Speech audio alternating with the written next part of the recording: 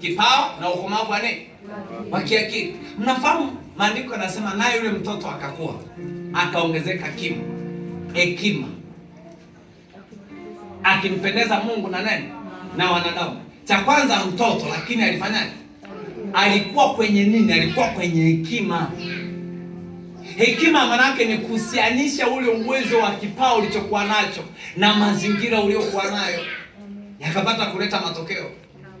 Kwa hiyo kilichokuwa kimetokea kwenye Edeni ni kwamba wale walipokula tunda, lile tunda lilikuwa lina hekima mbili kwa wakati mmoja. Hekima ya kwanza ilikuwa ni hekima ya kujua ujuzi wa mema, lakini hekima ya pili ni ujuzi wa mema na mabaya. Kwa hiyo ile walipokula tu, baada ya kula ndani yao wakaanza kuoperate kutokea kwenye mema kuja kwenye mabaya.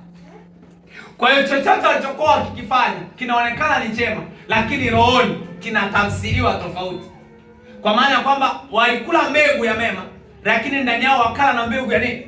Ya kitu kibaya. Kwa hiyo watakachokifanya nje kwa sababu ya ile mbegu kilikuwa kinaonekana ni kibaya hata kama ni chema. Na ndio maana walikula kwa jasho. Jasho ni dalili